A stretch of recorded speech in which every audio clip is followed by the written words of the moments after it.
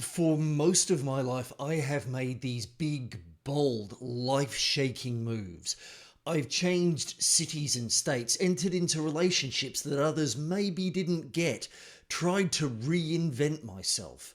Now, on the outside, those choices might have looked courageous, but many of them on the inside were more fueled by fear or loneliness than courage. They were escapes, not thought out destinations. Nowadays, though, I am trying to do something a bit different, making small, quiet moves with a bit more consideration and intent. Moves that aren't about running away, but working on building a life that I actually want to live. And honestly, that feels a lot harder than the big, bold, sudden swings ever did. So, how does one break the pattern of dramatic escapes and learn to trust the steady steps slowly forward? Hello and welcome to the Equal First podcast. My name is Rob, and with this show, I want to help you treat yourself like a human being worth caring for, so that you can show up fully for the people around you.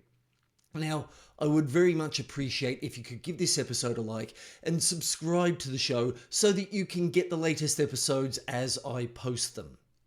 You know, it might seem odd that I am finding myself in this position of doubting myself now because I have made these huge decisions, and well, I've had people say that I do have this tendency to land on my feet. I mean, I married a woman 35 years my senior, a choice that from the outside again seemed bold and brave, but from within, even at the time, it did feel like I was trying to find someone to run away from loneliness with, rather than having first, if not cured the loneliness problem, worked out how to manage it so I could be a more full person and find a fuller connection with someone. I moved from Sydney to Cairns in 2005. I say I, it was actually we. My lady and I got her to move down to Cairns from Sydney to be with me, and moving back there with her did look like a bit of a brave reinvention on the surface, I'm sure, but deep down it was also about fleeing some big questions about life, love and career that I didn't know how to answer, or perhaps didn't have the guts to get in there and do the really hard work to find what those answers were. Or perhaps the answers that I did already know, but just didn't see how to get there from where I was. Those moves did shape my life in a huge part, but they were escapes in a lot of ways. That was a pattern that I just knew. When things started to feel unbearable, just blow everything up and start fresh somewhere else. Then in 2019, Vicky passed away, and a few years later I managed to return to Sydney with our dog. Now, again, in some ways it might have looked like a repeat of the old pattern, plus coming back to the old cradle, but instead it didn't feel like an escape. Heck, I had family and friends, even up in Cairns, telling me that whatever was for me next, I wasn't going to find it there. I needed to get back to a big city and start, exploring more possibilities in life. So for me, that move was about that, giving myself more options and taking perhaps a little bit more responsibility for guiding my life where I wanted it to go. After moving back from Cairns to Sydney, I was expecting to take things a little bit easier and find some stability from which I could start looking at what I genuinely wanted out of life next. But around about 6 or 7 months later, I wound up relocating Suki and I again from the Blue Mountains to the southwest of Sydney. It turned out that when it came down, the lodger-landlord relationship was not the best one for me. I needed a space where I could be on my own with Suki. and that was within walking distance of public transport, that was an hour away from the Sydney CBD instead of 2. That would give me the best option to have a little bit more space and quiet time to work out who I am, as well as a little bit more convenience to get out and meet people and explore the broader opportunities in life. It did take a little bit of time, and I didn't rush into any opportunities.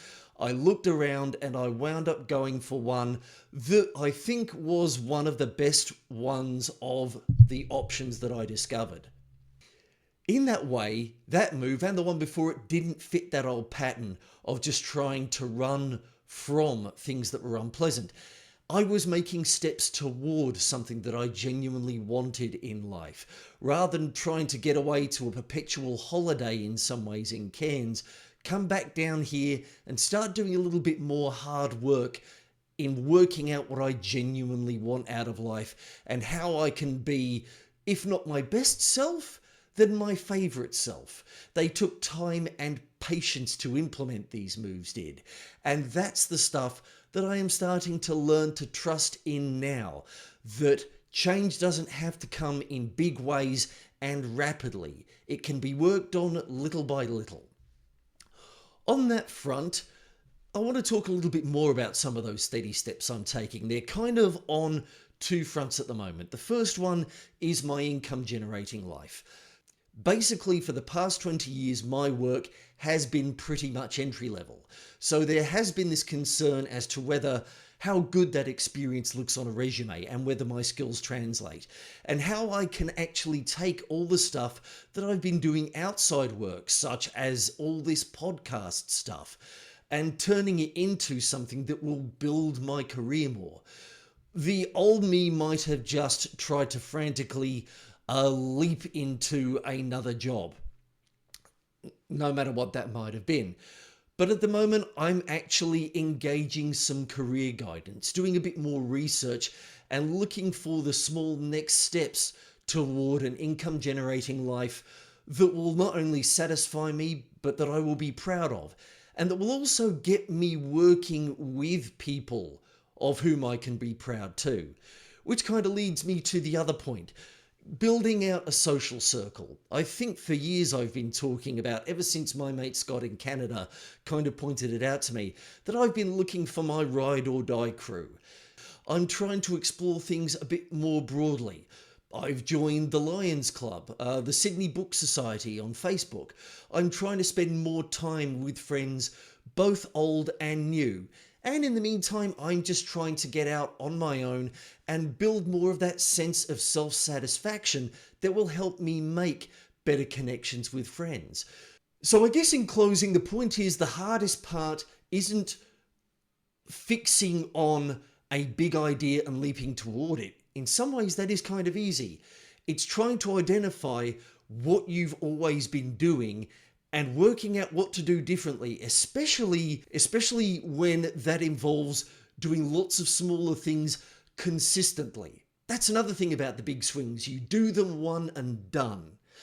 Whereas the really important stuff, you have to keep doing. Maybe not necessarily every day, but often enough that it becomes a change in your life that you can notice how that pardon me, stumbling over my own tongue here. Lots of stuff crowding around in my head trying to pour its way out through my mouth. But basically that idea that you can witness all of the things that you're doing, see the new pattern that gets built out over time, which of course is very hard to see right at the beginning when there's only a few steps here and there. And that's where that belief in yourself, if it doesn't come from there, it gets reinforced. And you can also let go of that idea of needing to make a big swing to prove something to yourself. And part of the point of this podcast right here, Equal First, is sharing those small steps with you folks in case you're working on learning these lessons too, and wanting to hear from someone who is in those trenches with you, who is also trying to work out the small steps that they want to take and observe the continuous taking of them. So If this resonates with you, as the kids tend to say nowadays, I hope you'll come back for more episodes where I'll keep talking about the small, steady stuff that I'm doing and the patterns that I'm noticing, and maybe they'll help inspire you to start and keep taking those small steps yourself. So if there is one thing I would like to know from you, what are the patterns that you recognize in yourself? What are some of those big swings that you've taken, successful or not? And what are the things that you started doing on a regular basis? Or even if you haven't started doing anything, what is something small that you could do either today or maybe even this week that you reckon that you could repeat going forward? I do want to thank you very much for your time. Please make sure to share this episode with someone you reckon could use it. And until the next one, whether you're kind to yourself or you're kind to others, be kind.